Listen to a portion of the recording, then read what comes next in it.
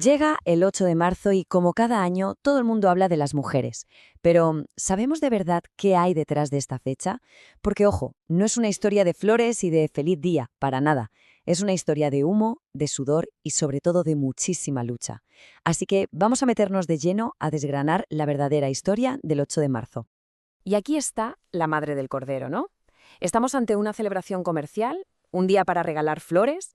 ¿O es un día para recordar y para alzar la voz? La respuesta, como casi siempre, está en el origen, en unas raíces plantadas en la más pura protesta y regadas con la exigencia de derechos fundamentales.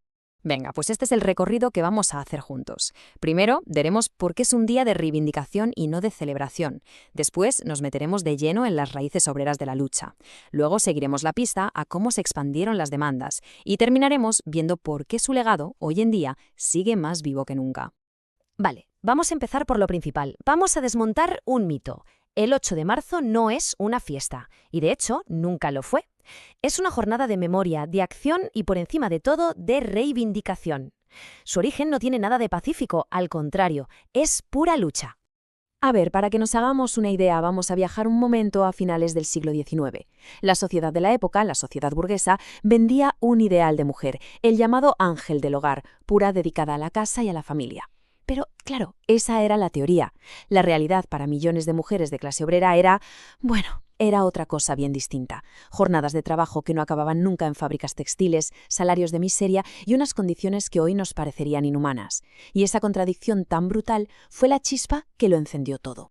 Y claro, esa chispa de la que hablábamos prendió y se convirtió en un incendio, en un movimiento imparable.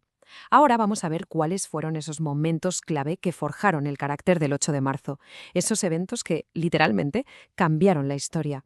Mirad, esta cronología es clave para entender cómo se fue cociendo todo. Empezamos en 1908 con las trabajadoras textiles de Nueva York que dijeron «hasta aquí» y se fueron a la huelga. 2 años después, en 1910, la idea ya se hace internacional.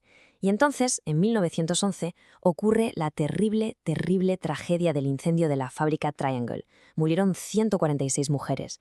Y esto dejó clarísimo que la lucha era una cuestión de vida o muerte. Y finalmente llegamos a 1917. Una huelga de mujeres en Rusia no solo consolida la fecha del 8 de marzo, sino que acaba siendo la mecha que prende toda una revolución. Casi nada. Y ojo a lo que pasa en Copenhague en 1910, porque esto es un punto de inflexión. Allí, una activista alemana, Clara Zetkin, lanza la propuesta. Y como veis, fue aprobada por unanimidad. O sea, no fue la idea de una sola persona, no. Fue un acuerdo total que demostró una cosa increíble. La solidaridad entre mujeres de países súper distintos que en el fondo estaban peleando por lo mismo. Y esta frase de la propia Clara Zetkin es que lo explica todo, ¿eh? Para ella y para el movimiento en sus inicios no era una guerra de sexos, para nada, era una lucha de clases. La idea era que la liberación de la mujer trabajadora iba totalmente de la mano de la lucha contra un sistema económico que las oprimía tanto a ellas como a sus compañeros hombres. Así que si nos tenemos que quedar con algo, que sea con esto.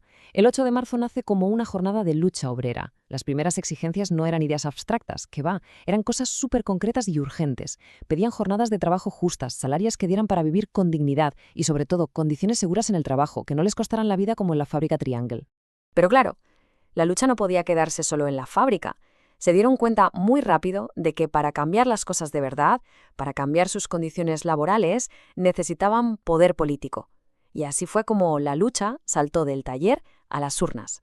Y es que fijaos cómo la bola de nieve se va haciendo más y más grande. Pasamos de hablar de salarios y horarios a exigir el derecho a votar y a ser elegidas, a poder ir a la universidad, a ocupar cargos públicos, a tener los mismos derechos dentro de la familia e incluso a posicionarse en contra de la guerra. La lucha se hizo mucho más amplia, más política y, desde luego, mucho más ambiciosa. Pero, y esto es súper interesante, el movimiento no era un bloque único. Había debates, y vaya debates. Como nos deja claro aquí Alejandra Kollontai, una figura clave, había un matiz ideológico fundamental. Para las sufragistas de clase burguesa, conseguir el voto era como la meta final.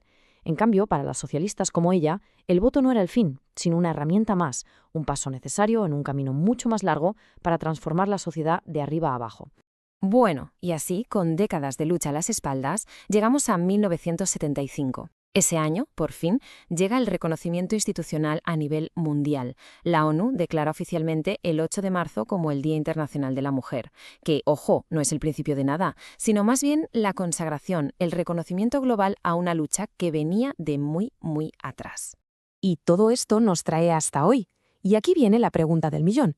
Si esta lucha tiene más de un siglo, ¿por qué seguimos saliendo a la calle cada 8 de marzo? Pues la respuesta, por desgracia, es bastante sencilla, porque el legado de todas esas pioneras sigue muy vivo y porque la lucha, bueno, es que la lucha todavía no ha terminado. Y los motivos para seguir en la calle son, por desgracia, muy claros y muy urgentes. Estamos hablando de la brecha salarial, que parece que no hay manera de que se cierre, de la lacra de la violencia de género y los feminicidios, algo que es simplemente inaceptable, de los derechos reproductivos, que lejos de estar garantizados, siguen amenazados en muchas partes del mundo, de que sigue faltando representación en la política, en los puestos de liderazgo y, cómo no, de la carga desproporcionada de los cuidados, que sigue recayendo mayoritariamente sobre las mujeres. La agenda, tristemente, sigue llenísima. Y para ir terminando, vamos a hablar de un símbolo que lo une todo, el color morado. Lo vemos en todas las manifestaciones, en todas las pancartas. Pero ¿por qué el morado? ¿De dónde sale? Pues su historia es tan potente como la del propio día y tiene un origen doble que de alguna manera conecta todas las piezas de este puzzle. Pues mirad, porque esto es fascinante. Por un lado tenemos a las sufragistas británicas, que en 1908 lo eligieron como su color.